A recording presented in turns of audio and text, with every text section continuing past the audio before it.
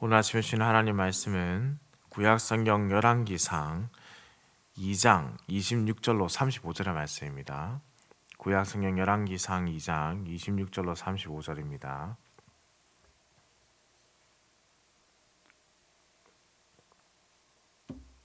한 목소리로 합독해서 읽겠습니다.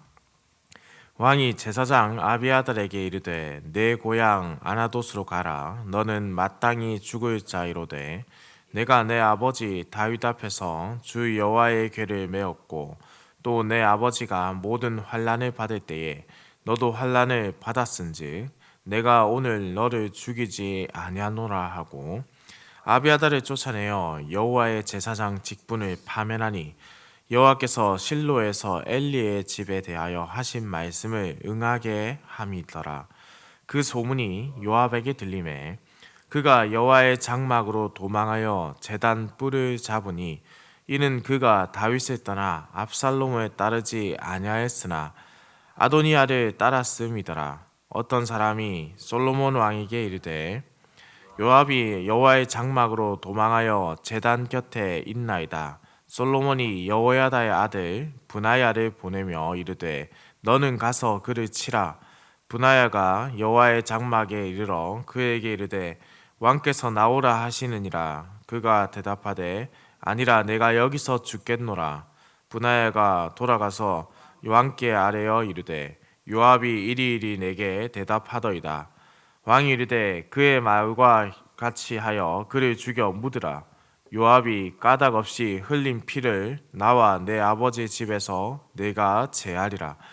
여호와께서 요압의 피를 그의 머리로 돌려보내실 것은 그가 자기보다 의롭고 선한 두 사람을 쳤음이니 곧 이스라엘 군사령관 넬의 아들 아브네일과 유다 군사령관 예델의 아들 아마사를 칼로 죽였음이라.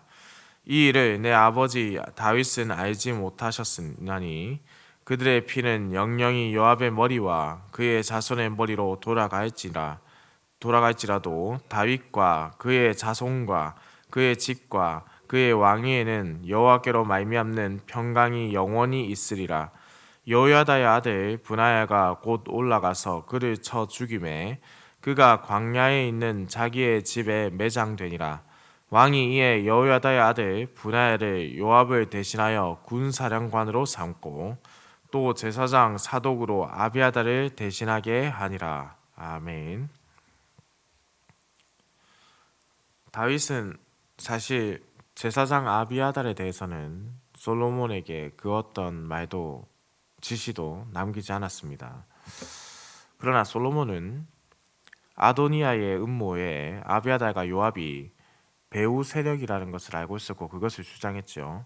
솔로몬은 이번에 자신에게 주어진 이 기회를 잡아서 그것을 잘 사용해서 그동안 그를 대적했던 그들이 또 제거하려는 생각을 가지고 있습니다. 그러나 그러한 생각을 가졌던 이 솔로몬이라고 하더라도 제사장을 죽이는 것은 피하려고 합니다.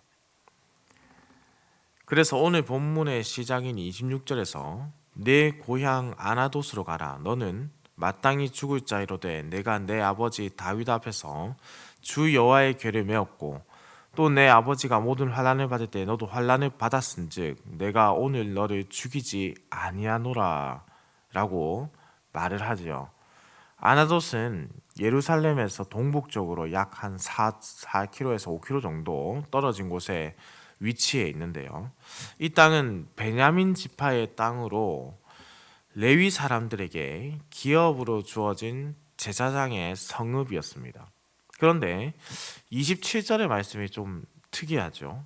아비아달을 쫓아내어 여호와의 제사장 직분을 파면하니 여호와께서 실로에서 엘리의 집에 대하여 하신 말씀을 응하게 함이더라 라고 했습니다. 이런 말씀을 덧붙여서 그의 추방과 관련하여 과거에 여호와께서 실로에서 하나님의 집 제사를 멸시한 홈리와 비느하스의 일로 이 엘리 대제사장에게 한 예언을 성취하였다라고 이 저자가 설명을 하고 있는데요. 이 말씀은 사무엘상 2장 27절로 36절의 말씀에 근거한 것입니다. 바로 그가 바른 사역을 하지 못해서 그의 후손에게 화가 미치게 되는 것을 미리 알려준 말씀이죠. 나중에 집에 돌아가서 사무엘상 2장 27절로 36절의 말씀을 읽어보시면 좋겠습니다. 아나돗에서 제사장의 아들로 후에 태어난 사람이 있습니다. 그는 예레미야 1장 1절에 보시면 아나돗에서 제사장의 아들로 태어난 사람이 있음을 말씀하는 장면이 나오는데요. 그가 누구냐면 바로 예레미야입니다. 그가 예루살렘에 대한 경고를 할 때에 회개하고 악의 길에서 돌이키지 않으면 실로와 같이 될 것, 그렇게 선언한 적이 있습니다. 실로는 누구냐? 바로 엘리 제사장이 사역하던 그곳이었습니다. 만일 이스라엘이 하나님께로 돌아오지 않는다면 자기 조상 엘리와 그의 아들들이 하나님께 버림을 받아 그의 마지막이 그리고 대단히 좋지 않게 끝난 것처럼 그들도 하나님께서 버릴 것이기 때문에 너희가 바르게 돌아서야 한다라고 말하는 예레미야를 보았을 때 하나님을 떠나는 그 악행이 인간의 역사에서 계속적으로 반복이 되고 하나님을 대적하려는 움직임도 예레미야 때도 여전히 반복되었던 것이죠. 그러니 사실 이 하나님을 예배하는 자들이 얼마나 바른 길에 서야 하는가, 그 또한 우리가 잘 볼 수 있는 대목이라 할 수 있겠습니다. 솔로몬에 의해서 이 아도니아가 죽고 아비아달이 추방되었다라는 소식이 장군인 요압에게도 들리게 됩니다. 당연히 아도니아의 왕권을 지지하고 나섰던 이 요압이 이후에 어떠한 말로를 겪게 됐지 누구보다 그도 잘 알고 있었겠죠. 그에게 이제 칼이 다가온다라는 것을 알 수 있습니다. 28절 말씀을 보겠습니다. 그 소문이 요압에게 들림에 그가 여호와의 장막으로 도망하여 제단 뿔을 잡으니 이는 그가 다윗을 떠나 압살롬을 따르지 아니하였으나 아도니아를 따랐음이더라. 이건 사실 지난주에 살펴보았던 내용대로 엘록의 잔치에서 도망한 아도니아가 취했던 그 모습과 사실 똑같은 모습을 보이는 건데요. 그런데 이 열왕기서를 기록한 이 저자의 표현이 조금 흥미롭게 되어 있죠. 이는 그가 다윗을 떠나 압살롬을 따르지는 않았으나 아도니아를 따랐음이더라. 아마도 이 저자가 요압이 압살롬이 반역했을 때에 다윗에게 대단히 충성했다라는 점을 기억나게 해서 뭐랄까요, 좀 이 모든 책임이라는 것이 요압에게보다는 아도니아에게 있기 때문에 이 요압은 그래도 충성된 과거의 전력이 있기 때문에 조금은 관대하게 그를 바라보아야 하지 않는가, 내지는 솔로몬이 그것을 관대하게 바라보는 어떤 계기가 되는 것은 아닌가라는 점을 이제 제시하는 것 같죠. 솔로몬은 그래서 뿔을 잡았던 아도니아에게 관대했습니다. 그러나 이번에는 신기하게도 그렇지 않죠. 29절 말씀입니다. 어떤 사람이 솔로몬 왕에게 아르되 요압이 여호와의 장막으로 도망하여 제단 곁에 있나이다. 솔로몬이 여호야다의 아들 브나야를 보내며 이르되 너는 가서 그를 치라. 매우 단호하게 관대함을 베푸지 않고 말하고 있죠. 왜냐하면 요압의 죄가 이전의 사람들과는 다르기 때문입니다. 솔로몬은 오랜 세월 동안 정의가 실현되지 않은 그의 살인죄에 대한 판결을 지금 하고 있는데요.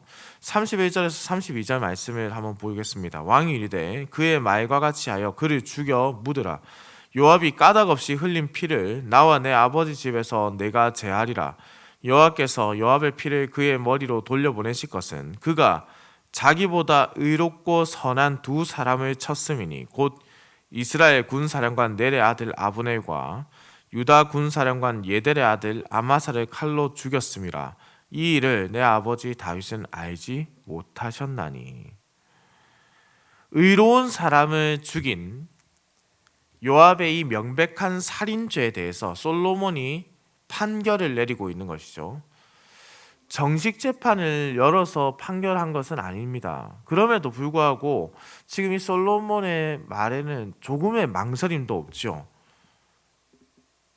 그런데 이에 대해서 또 다른 사람이 아무런 말도 하지 못합니다. 왜냐하면 그가 저지른 죄가 너무나도 명명백백히 진시되기 때문입니다. 이는 또한 다윗의 유언이 이루어진 장면을 담고 있는데요. 다윗은 열왕기상 2장 5절에서 6절에 이런 말을 남겼었습니다. 스루야의 아들 요압이 내게 행한 일, 곧 이스라엘 군대의 두 사령관 넬의 아들 아브넬과 예델의 아들 아마사를 행한 일을 내가 알거니와 그가 그들을 죽여 태평시대에 전쟁의 피를 흘리고 전쟁의 피를 자기의 허리에 띤 띠와 발에 신은 신에 묻혔으니 내 지혜대로 행하여 그의 백발이 평안히 스올에 내려가지 못하게 하라. 우리의 인생의 말로가 아름다워야 되지 않겠습니까? 다윗과 함께 전장을 누비면서 하나님의 나라를 확장했던 요압의 마지막이 너무나도 참담하고 비루하지요. 그가 왜 이렇게 변했느냐? 그가 왜 이렇게 좋지 않은 말로를 맞이할 수밖에 없었느냐? 그것은 결국 하나님께서 그와 함께한다, 모든 것을 지켜보신다는 그 신앙을 잃어버렸기 때문입니다. 사랑하는 흥덕향상교회 성도님들, 사실 이렇게 보면요, 솔로몬이 자신의 정권에 위협이 된다라고 느껴서 죽인 사람은 단 한 명, 아도니아밖에 없습니다. 아비아달은 추방으로, 요압은 그가 저지른 죄에 대한 결과로 공의로운 심판의 판결을 받은 거죠. 그래서 솔로몬은 지혜롭게 지금 이 일을 잘 처리했고 정의의 실현으로 33절을 보시면 그들의 피는 영영이 요압의 머리와 그의 자손의 머리로 돌아갈지라도 다윗과 그의 자손과 그의 집과 그의 왕위는 여호와께로 말미암는 평강이 영원히 있으리라라고 선언하죠. 몇몇 학자들이 단순히 이 요압에게 솔로몬이 감정적인 복수를 했다라고 보는 사람들도 있습니다. 그러나 솔로몬이 만약에 정당성 없이 죽이는 사람이었다면 아비아달도 살아남지는 못했겠죠. 그가 감정에 앞섰다면 제사장이라 할지라도 그에게 대적했던 그를 살려줄 리가 없습니다. 그러니 그는 하나님 앞에서 작은 감정보다 하나님의 공의와 정의를 먼저 생각하는 판결을 했다라고 볼 수 있는 것이죠. 사랑하는 흥덕향상교회 성도님들, 우리는 오늘 말씀에서 앞서 말씀드린 바대로 결국 하나님이 없는 자들, 하나님을 떠난 자들의 말로가 얼마나 비참한 것인가를 보게 됩니다. 다윗의 노년에 일어난 이러한 이들의 결과가 어떻습니까? 눈에 보이는 하나님의 나라의 대리 통치자가 힘이 없어 보이고 자신들이 원하는 자를 세우고 싶어 하지만은 하나님의 생각은 달랐지요. 하나님은 하나님의 사람을 끝까지 지키시고 하나님의 법을 세우시고 하나님 나라의 대리 통치자를 스스로 세우셨습니다. 사람의 눈으로 세상을 바라보아서는 사실 아도니아가 왕다운 왕이라고 할 수 있었겠죠. 그래서 아비아달과 요압도 그에게 붙은 것입니다. 그러나 하나님의 눈으로 세상을 보아야 하지요. 적어도 아비아달과 요압이 나단의 말을 들었더라면, 하나님의 선지자의 말을 들었다면 그들이 죽음이 마지막이 이렇게 참담하진 않았을 겁니다. 이제 한 시대가 저물고 다음 세대가 일어나는 장면이 나옵니다. 참 두렵고도 떨리는 것은 우리의 세대가 저물 때에 우리가 하나님 앞에서 어떻게 평가될까라는 것이죠. 우리가 정말로 하나님 앞에서 바르게 살아왔는데도 불구하고 우리의 말년에 바르게 살았노라, 조금도 부족함 없이 하나님의 의를 나타냈노라 라는 답을 들어야 하는데 그러지 못하는 말로를 맞이하게 된다면 훗날 우리가 하나님 앞에 섰을 때에 얼마나 부끄러운 일이 아닐 수 없겠습니까? 사랑하는 성도님들, 인생에 참 잘 살아왔는데 그 잘 살아온 것을 지켜서 끝까지 간직해야 하는데 인생의 말년에 가서 욕심이 많아지면은 결국 하나님을 보지 못하게 되는 것 아니겠습니까? 요번에 교수님들이 많이 오셔서 대화를 참 많이 했는데요. 많은 대화를 하면서 교수님들과 이런저런 이야기를 하다 보니 많은 교회에서 좀 어려움을 겪는 교회들이 있었습니다.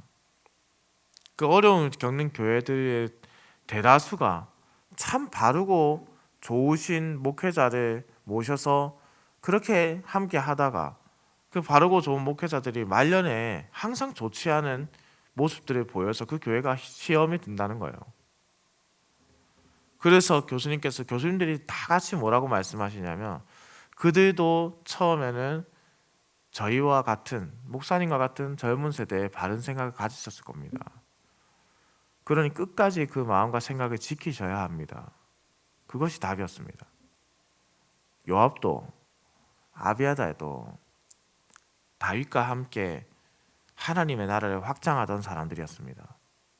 그러나 그들의 마지막이 하나님의 나라를 막아서는 사람으로 되었다면 사랑하는 성도님들, 이 얼마나 슬프고 아름답지 못한 마지막이라 할 수 있겠습니까? 우리는 끝까지 하나님을 나타내는 삶을 살아야 합니다. 우리의 생각에는, 나의 생각에는 이것은 의미가 없죠. 하나님의 말씀에는, 하나님의 뜻에는 나의 생각과 나의 판단과 다르다 하더라도 가는 것입니다. 솔로몬이 나의 생각으로는 복수하고 싶고 보복하고 싶어서 아비아달과 요압을 대하지 않았습니다. 어제 말씀에 이승만 목사님께서 말씀을 해주셨지요. 악을 악으로 갚아서는 안 되고 악을 선으로 이겨야 하는 것입니다. 고난도 그래서 우리가 기쁨으로 받는 것이죠. 사랑하는 응덕향상교회 성도님들, 우리가 하나님을 기억하는 것보다 하나님이 우리를 기억하시는 것이 더욱 분명하고 더욱 선명합니다.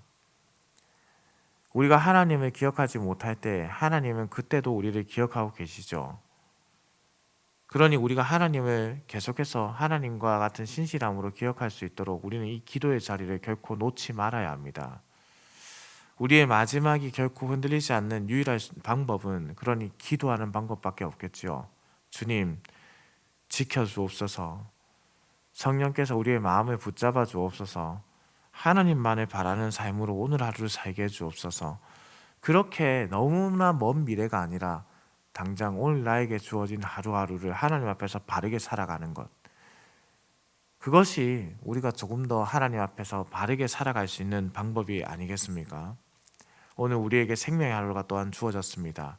이 하루를 기쁨과 감사로 오직 하나님 나라와 하나님의 영광을 위해서 살아서 우리가 언젠가 하나님을 만났을 때에 너는 참 나의 앞에서 바르게 살았구나.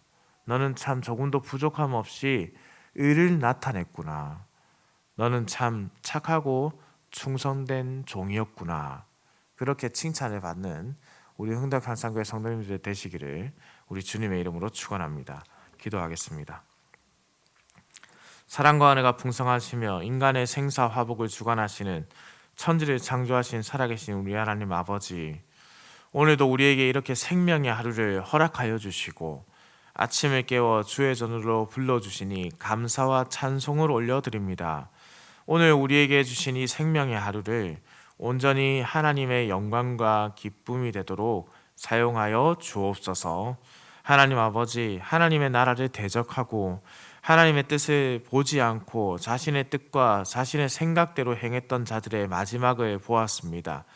그들 또한 하나님 나라에서 쓰임을 받고도 마지막이 너무나도 초라하고 별 볼 일 없는 것은 그들의 중심에 하나님이 없었기 때문입니다. 우리가 이 진리의 말씀을 기억하며 살게 하여 주옵소서.